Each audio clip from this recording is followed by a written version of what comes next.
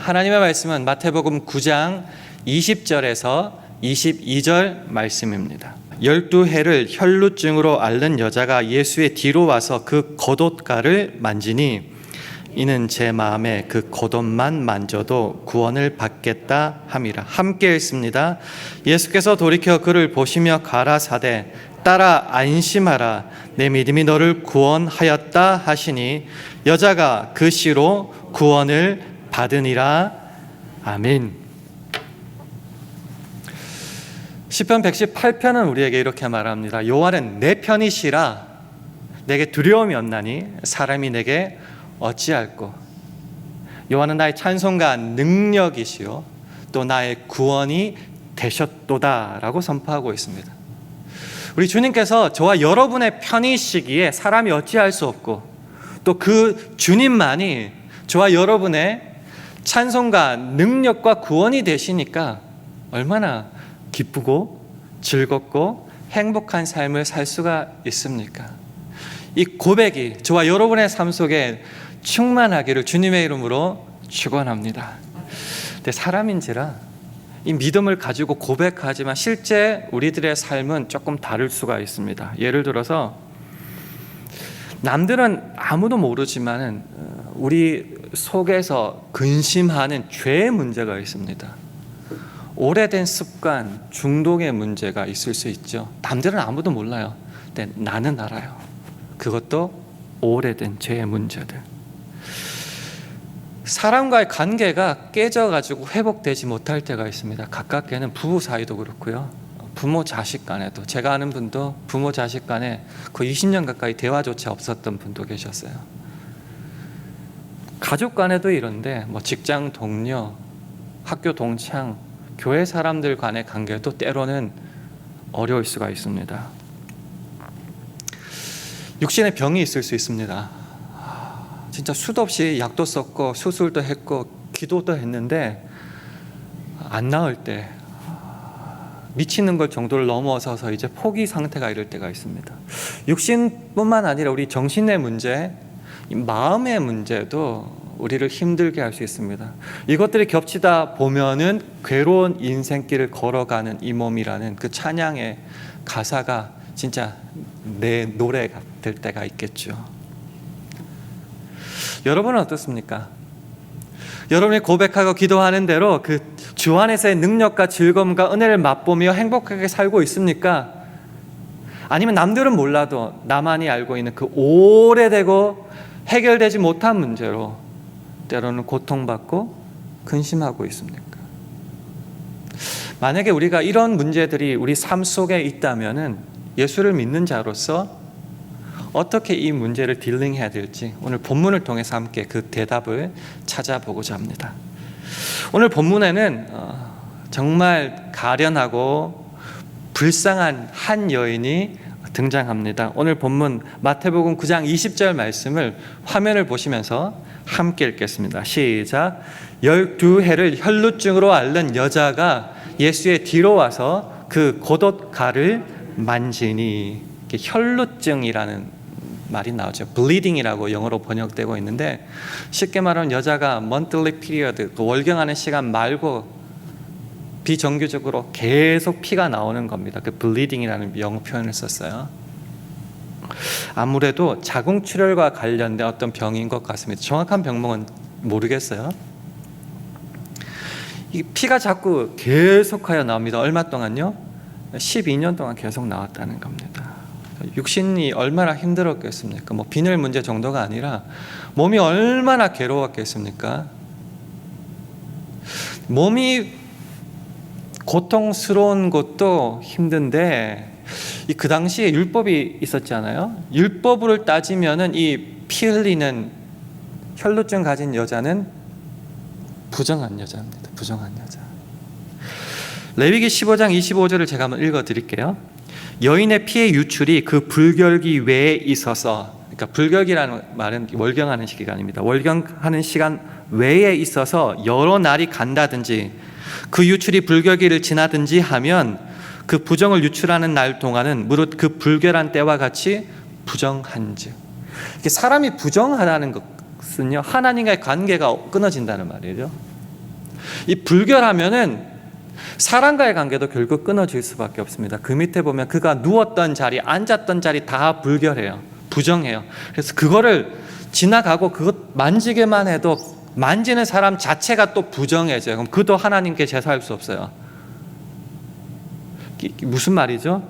이 혈루증 가진 여자는 하나님과의 관계도 끊어질 수밖에 없고 더하여 사람과의 관계도 끊어집니다. 결혼을 했다면은 정상적인 부부 생활이 힘들어져. 그런 여자가 결혼 안 했다. 결혼할 수 있을까요? 가족들과도 관계가 힘들어지는데. 그러니까 육신적으로 힘들죠. 종교적으로 율법적으로 부정하니까 얼마나 디프레스가 되겠습니까? 관계가 다 끊어지는데. 더하여 돈도 없어졌다라는 거죠. 같은 내용을 다루고 있는 마가복음 5장을 보면 이런 구절이 있어요. 많은 의원에게 많은 괴로움을 받았고, 그러니까 괴롭다는 게 이제 치료한 중에 고통을 많이 받았다는 거예요. 있던 것도 다 허비하였으되. 고칠 수 있다 그러니까 뭐 용하다는 사람 다 찾아갔을 거 아니에요. 그러다 보니 돈은 다 허비하였다, 없어졌다. 그래서 나오면은 좋은데 문제가 뭐냐? 아무 효용이 없고 도리어 더 중하여졌던 자해. 돈은 돈대로 다 쓰고 몸은 더 힘들어지고 그랬다라는 겁니다. 이게 혹시 저와 여러분의 모습은 아닙니까? 나 예수 믿어. 이런 믿음을 가지고 있어. 암송 줄줄줄줄 하고 예배도 다 나와서 찬송하고 기도하고 말씀 듣고 다 하는데 실제로 우리의 삶 속에는 12년 된 혈루증과 같이 아직도 해결하지 못한 문제들이 있을 수 있습니다. 그게 뭔지는 모르겠어요. 육신의 병일지, 마음의 문제일지, 자녀 문제일지, 돈 문제일지, 어떤 죄악의 문제인지 몰라요. 그렇지만은 여전히 계속되고 육체적으로도 힘들고 그거 가지고 예배 오는데 예배가 제대로 되겠습니다. 게다가 경제적으로도 어려워지면은 그 삶은 정말 피폐해지기 쉽다라는 겁니다. 우리는 말하죠. 십자가의 그 은혜, 그 부활의 능력을 가지고 날마다 기쁨으로 살아갑니다. 하지만은 말하지 못하는 그 여러 가지 문제들이 있을 수 있어요. 긴박하고 절박한 문제 아니에요. 아주 오래된 문제, 그러나 해결되지 못한 문제.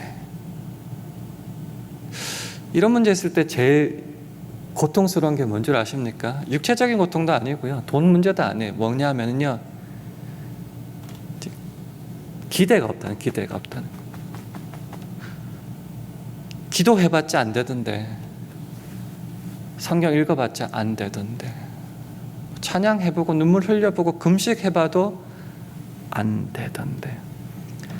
믿어도 안 돼. 주님도 못해. 나는 버렸어. 그런 모습들이 있을 때 기대가 없으면은 하나님과의 관계가 끊어지게 된다는 거죠. 고통당하고 힘들어하는 것을 지나가면은 고통도 문제도 당연하게 받아들입니다. 나는 저주받았으니까. 하나님은 날 버렸으니까.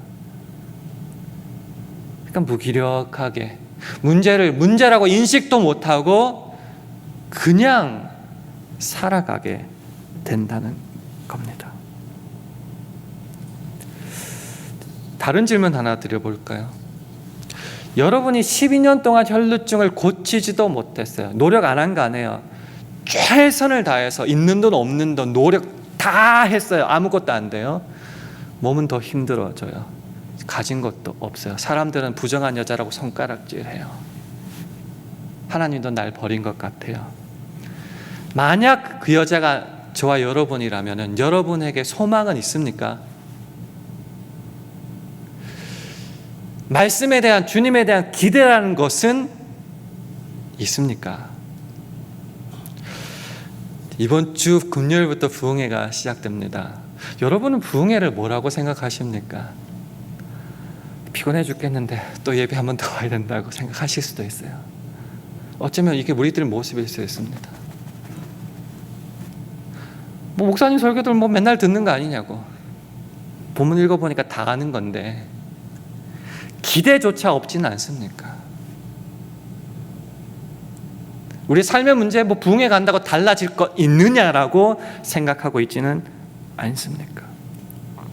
그런데 오늘 이 여자는 달랐어요. 12년 동안 힘들었고 못 고쳤고 포기할 만도 한데 그 귀에 예수의 소식이 들립니다. 병이 나았다더라.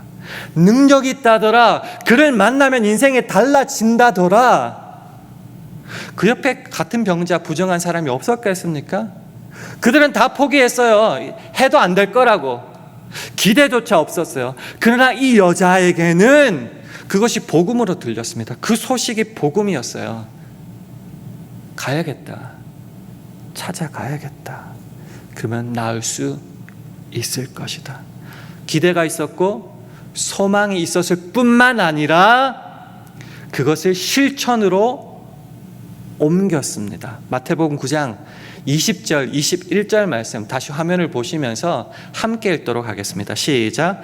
12해를 혈루증으로 앓는 여자가 예수의 뒤로 와서 그 겉옷가를 만지니 이는 제 마음에 그 겉옷만 만져도 구원을 받겠다 함이라. 설명드려서 이 여자는 부정한 여인이에요. 부정한 여인의 모습이 어떤 줄 아세요? 나는 부정합니다. 나는 부정합니다. 가까이 오지 말라는 거예요. 오면 너도 부정해지니까. 그렇게 사람 앞에서 외쳐야 될 사람이에요. 사람 앞에 갈 수 있습니까? 사실은 못 가요. 가서도 안 돼요. 근데 살고 싶었어요. 저기 가면 뭔가 벌어질 것 같았어요. 근데 난 부정해. 그럼 어떻게 했을까요? 꽁꽁 감쌌겠죠. 나인 줄 모르는 사람, 나인 줄 아는 사람 있으니까 다 가렸겠죠. 앞에 얼쩡얼쩡 거리면은 다 쫓아내니까 어떻게 해요? 예수의 뒤로 갔다. 몰래 살금살금. 살 길이 거기밖에 없으니까. 포기할 수 없었어요. 이것만이 내 살 길이었기 때문입니다. 사람들 멸시했죠. 나를 천대했죠. 못볼 취급했죠.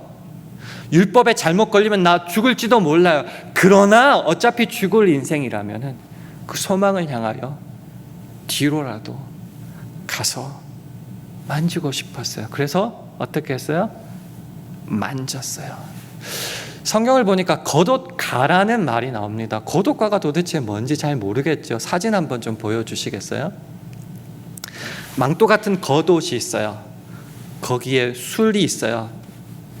거기에 특별히 내 모퉁이에는 율법에 따라서 저렇게 파란 실과 하얀 실이 겹쳐져서 내 옷 겉옷의 내 귀퉁이에 있어요. 그게 율법이었어요. 저거를 만졌다는 거예요. 저거. 종교적으로 훌륭한 사람의 저 옷단 술이라고 하는데요. 겉옷가를 만지면은 불완전한 사람이, 쉽게 말하면 병 걸린 사람이 병을 고칠 수 있다라는 그 신앙이 팽배해 있었어요. 하나님과의 관계를 의미했거든요. 그래서 나는 하나님 관계가 좋다는 의미로 그 겉옷술을 길게 늘어뜨리기도 했어요. 예수님이라는 정말 대단한 분이 오셨다면은 몰래라도 그 술 터치만 해도 나는 나을 수 있다라는 신앙이었어요. 기복신앙이라고 해도 좋아요. 어쨌든 믿음이 있었다는 거예요. 그래서 만졌어요. 미신이라고 생각할지도 모르겠죠. 바보 멍청하다고 생각할지도 모르겠어요. 그러나 그녀에게는 이 믿음이 있었어요. 몰래라도 뒤로 가서 터치했어요. 어떤 일이 발생한 줄 아세요? 그 다음 22절 말씀을 화면으로 보시면서 우리 함께 읽겠습니다. 시작.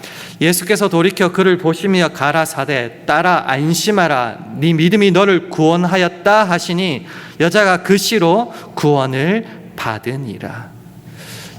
읽으면은 누가 만졌냐 이렇게 말씀하시고 나서 나온 것 같은데 사실은 문맥상을 따지고 보면요, 만졌을 때 바로 즉시 나았다는 거예요.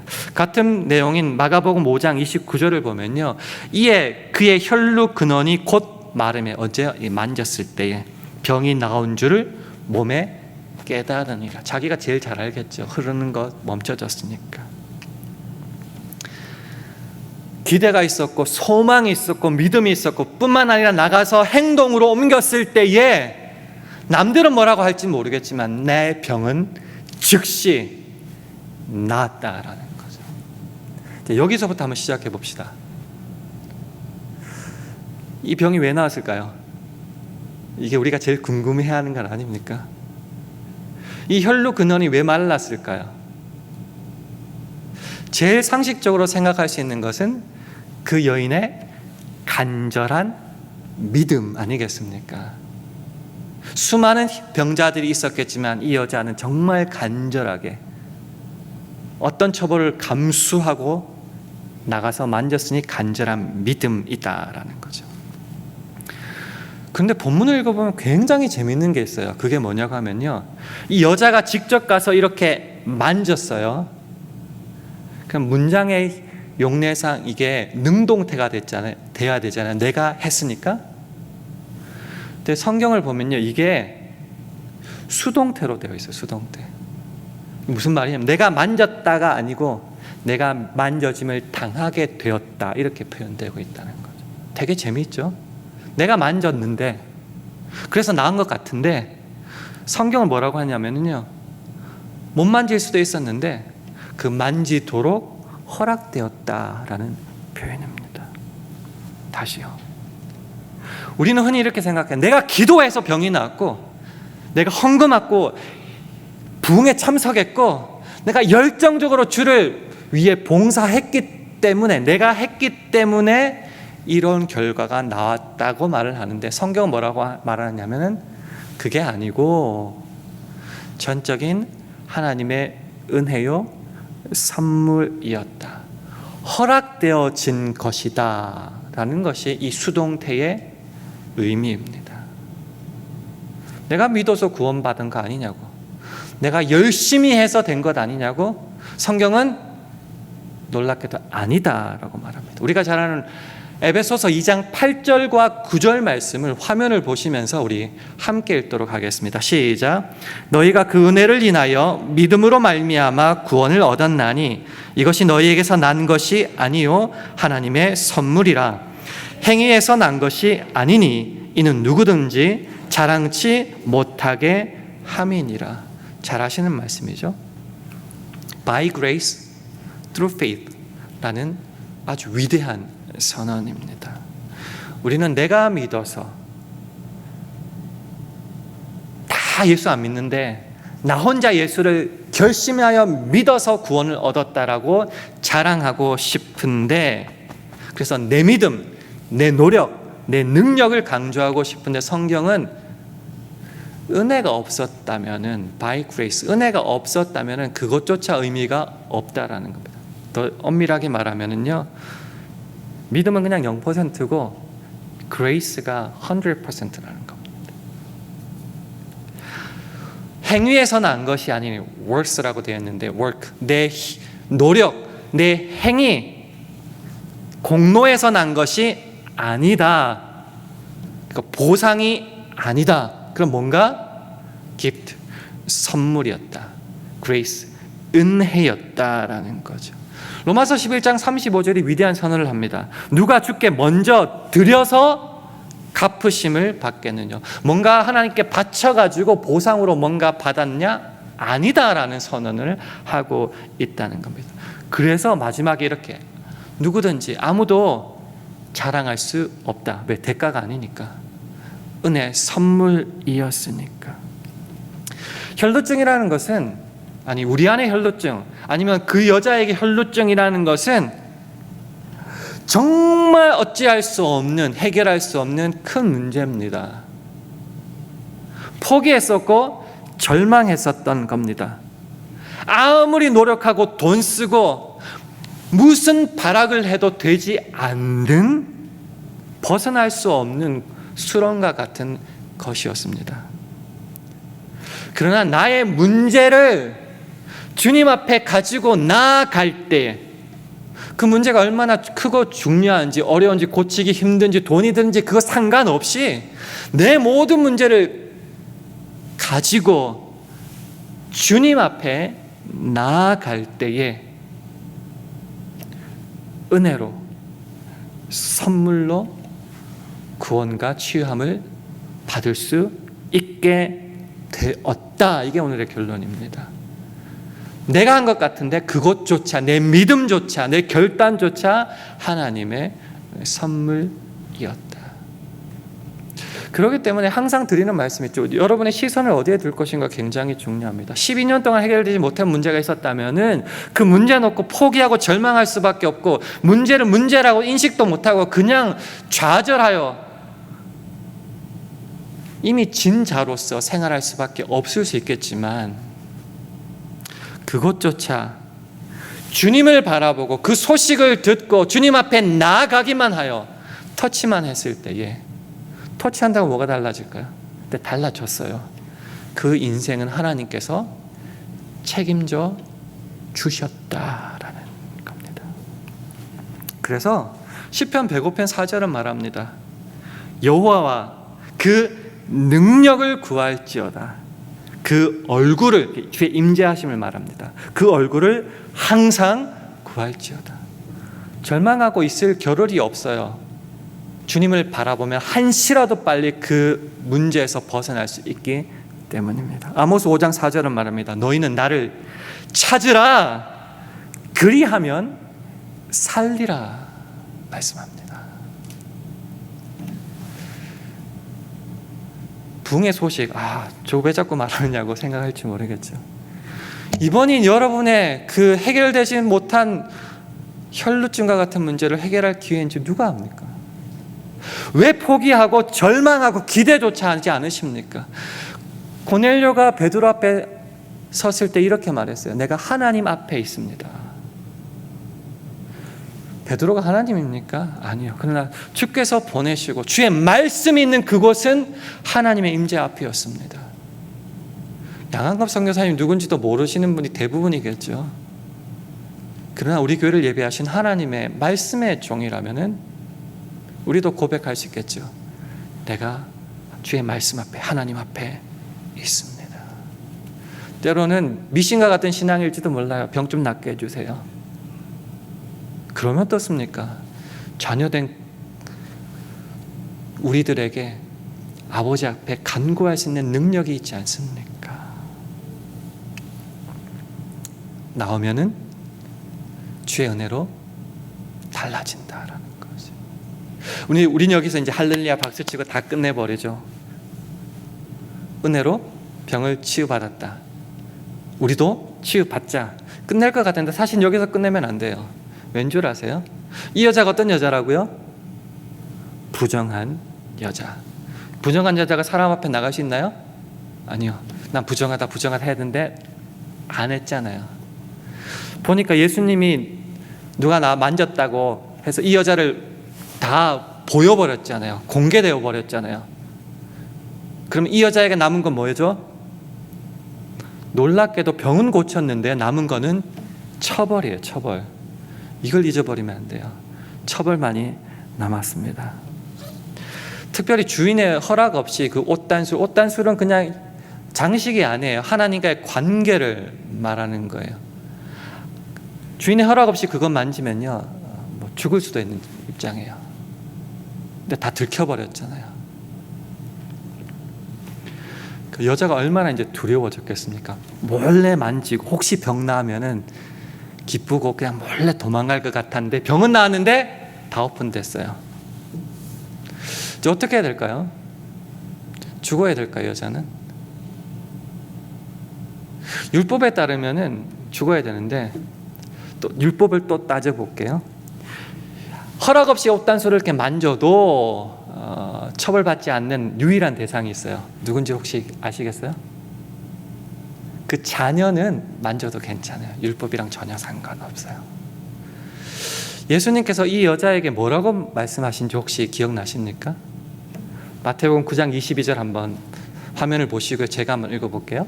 예수께서 돌이켜 그를 보시며 가라사대 따라 안심하라. 네 믿음이 너를 구원하였다 하시니 여자가 그 시로 구원을 받으니라. 이 내용을 아시겠어요? 여자는 이제 두렵죠. 이제 나 어떻게 될까? 죽을까? 처벌받을까? 두려움에 떨고 있었는데 예수님이 말씀하십니다. 딸아. 우리가 생각하기엔 그냥 여자라고 생각할 수 있겠죠? 아니요. 이 딸은 옷단수를 만져도 율법에 처벌받지 않을 수 있어요. 너 내 딸이다. 주의 자녀 삼아 주신 겁니다. 이게 뭔 줄 아세요? 병도 해결받았고 그 이후에 어떤 처벌도 받지 않게 되었다. 이게 진짜 할렐루야죠. 여러분, 하나님 앞에 나가는 가장 기본적인 욕망이 뭡니까? 문제 해결입니까? 문제 해결되면 그 다음에 또 그 문제 생기지 않습니까? 제일 큰 축복은요, 병 고침이 아니에요. 하나님의 자녀로 선포된 그것이에요. 영접하는 자, 곧 그 이름을 믿는 자들에게는 하나님의 자녀가 되는 권세를 주셨다. 이게 가장 큰 축복입니다. 우리는 자꾸 부자 되고 싶고 인기 있고 싶고 뭔가 치유받고 싶은데 주께서 우리에게 허락하시는 가장 큰 축복은, 예수 믿고 나서 가장 큰 주시는 축복은 자녀가 되는 권세라는 거죠. 딸아, 안심하라. 그 다음부터는 주님 앞에 자유롭게 나갈 수 있게 된다라는 것이죠. 기독교 전승에 따르면 이 혈루증에서 고침받은 여자가 나중에 또 예수님과 만나게 됩니다. 언제냐면요, 예수님께서 갈보리 십자가를 십자가 지고 힘겹게 올라가실 때에 예수님에게 손수건을 드렸다고 하더라고요. 그 손수건으로 예수님께서 얼굴을 이렇게 닦으셨어요. 그 전승에 따르면 그 닦은 수건에 예수님의 얼굴이 그대로 그려져 있었다더라라는 전승이 있습니다. 그만큼 예수님과의 관계가 끝까지 계속 이어졌다라는 거죠. 말씀을 한번 정리해 보기를 원합니다. 오랫동안 해결되지 못한 문제들이 있습니까? 저라고 묻겠습니까?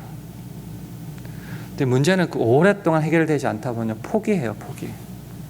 기대도 없고 기도해도 안 되더라, 부흥에 참석해도 소용없다더라. 그러면 부흥이 안 가는 거죠. 기대가 없으니까. 핵심은 그거예요. 내 힘과 노력과 의로는 되지 않더라. 그럼 어떻게 해야 돼요? 믿음은 있어야 돼요. 믿어야 돼요. 믿음은 뭐라고요? 아직은 안 된 거지만은 된 줄로 믿는 거죠. 그래서 내 안에 있는 모든 문제를 주님께 가지고 나아갈 때에 그 문제는 하나님의 능력과 영광을 드러내는 수단이 됩니다. 그러니 이 문제는 더 이상 문제가 아니라 주의 영광과 능력 증거가 되는 것이죠. 믿음의 주여 또 온전케 하시는 예수를 바라보자. 예수님을 바라봐야죠. 너의 길을 여호와께 맡기라. 어떤 길이든지 맡기면 어떻게 한다고요? 저를 의지하면 저가 이루시고 라고 말씀하십니다. 부흥이 오라는 말입니다. 기대를 좀 가져보십시오. 이번은 다를 거다. 내 문제가 해결될 거다. 그리고 만져야죠. 나와야죠. 그럼 주께서 책임져 주십니다. 마지막으로 여러분에게 도전합니다. 부흥회는 몸만 피곤하고 쓸데없고 피곤하고 왜 하는지 모르겠는 그런 집회가 아니라 저와 여러분의 심령을 깨우고 우리 가정을 살리고 우리 교회를 다시 일으키는 부흥의 불길이 나는 주님의 귀한 도구인 줄 믿습니다. 그래서 주 앞에서 결단하시고 나와서 예배하신 주님의 은혜를 받을 수 있기를 주님의 이름으로 축원합니다. 그래서 내 안에 있는 혈루증과 같은 모든 문제들이 주 안에서 해결받기를 주님의 이름으로 축원합니다. 오늘 말씀을 기억하면서 우리 아무것도 두려워 말라 함께 찬양하겠습니다.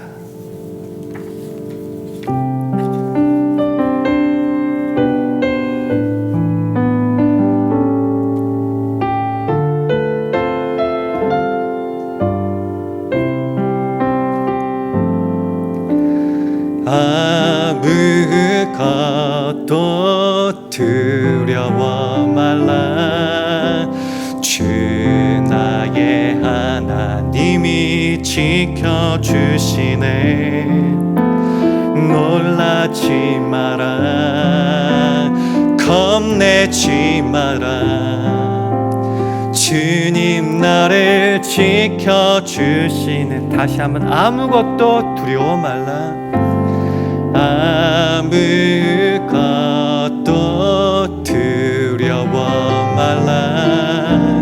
주 나의 하나님이 지켜주시네.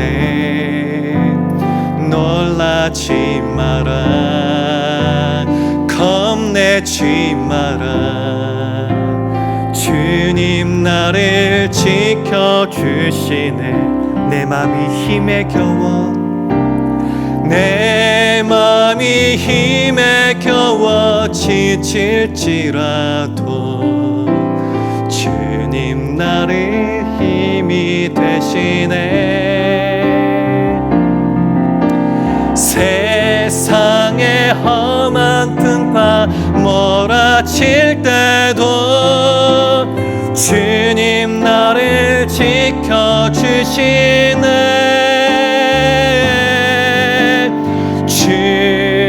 주님은 나의 산성, 주님은 나의 요새, 주님은 나의 소망, 나의 힘이 되신 여호와. 내 맘이 힘에 겨워, 내 맘이 힘에 겨워 지칠지라도 주님 나의 힘이 되시네. 세상의 험한 풍파 몰아칠 때도 주님 나를 지켜주시네.